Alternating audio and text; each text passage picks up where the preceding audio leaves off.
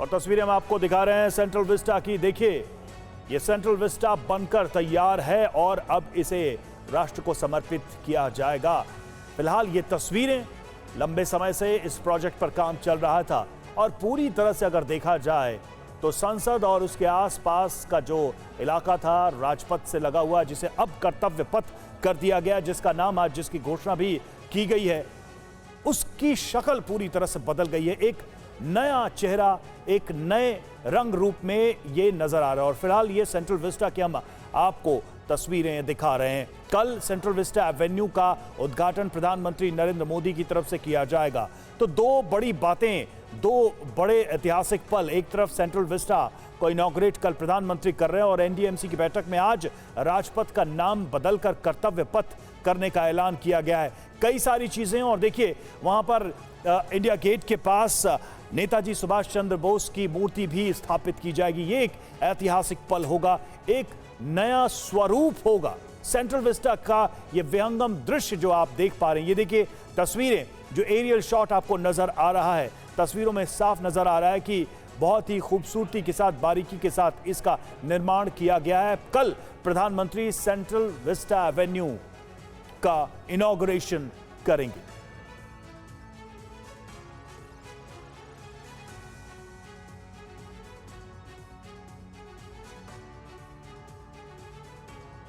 एक लंबा सफर तय किया है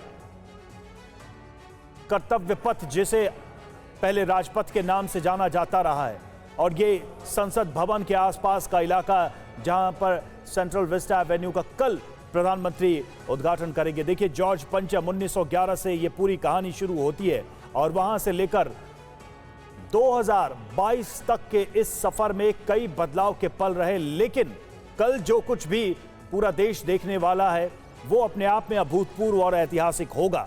आज ये हम तस्वीरें आपको दिखा रहे हैं सेंट्रल विस्टा एवेन्यू की, जिसका इनॉग्रेशन करने जा रहे हैं प्रधानमंत्री कल।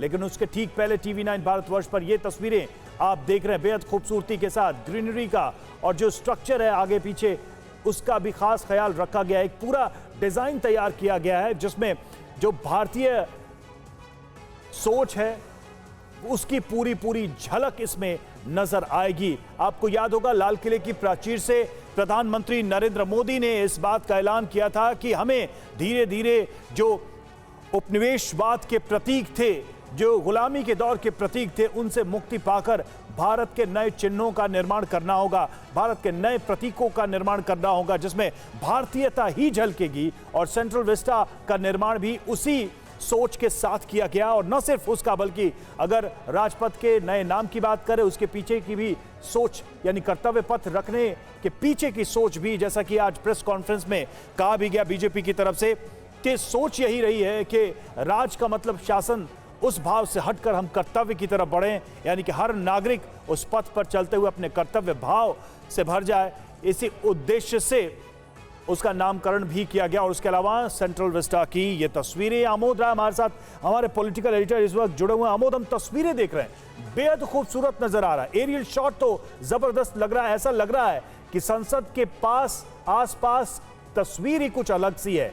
कल कार्यक्रम होना है, लेकिन उसके आज की तस्वीरें हम देख रहे हैं, उसके पहले क्या बड़ी खूबियां सेंट्रल विस्टा की रहेंगी, क्या दर्शकों को आप बताना चाहेंगे? देखिए रवि, मैं आपको बताऊं कि जो सेंट्रल विस्टा प्रोजेक्ट है, इसको तो पूरी तरह से मुकम्मल तौर पर पूरा होने में काफी वक्त लगेगा, लेकिन जो फिलहाल इसकी जो राजपथ जो पहले था उसको कर्तव्य पथ के तौर पे चेंज किया गया है।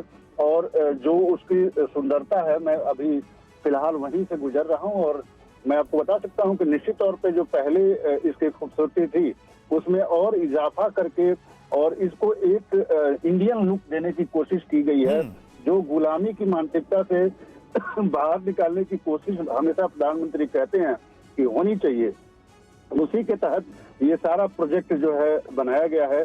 और सेंट्रल विस्टा प्रोजेक्ट में इंडिया गेट से लेकर राष्ट्रपति भवन तक प्रधानमंत्री खुद कहते हैं कि यहाँ हम राजशाही में नहीं जी रहे हैं, कर्तव्य कर रहे हैं और जनता के प्रति अपना जो कर्तव्य है उसको हर राजनेता निर्वाह करे। उसी के तहत एक मैसेज देने की कोशिश भी इसमें कहीं न कहीं छुपी हुई है रवि। और ये जो पूरा प्रोजेक्ट बनकर तैयार होगा, निश्चित तौर पे आप कह सकते हैं। अमोद, आपने एक बात कही और प्रधानमंत्री की तरफ से भी हर मंच से ये बात कही जा रही थी कि जो भारतीय विचार है, सोच है, जीवन पद्धति है, संस्कृति है, वो हमारे प्रतीकों में वो झलकना चाहिए, वो रिफ्लेक्ट होना चाहिए।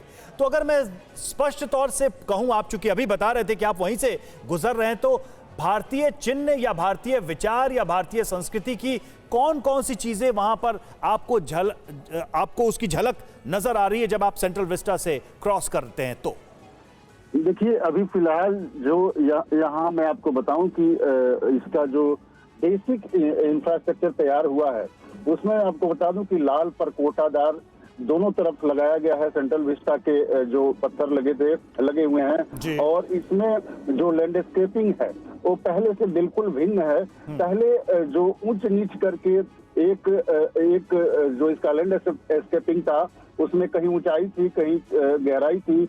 नीचे जो है वो लोग बैठते थे और ऊंचाई पे वीआईपी बैठते थे पहले, जब 26 जनवरी को यहाँ पे परेड फहराया जाता था।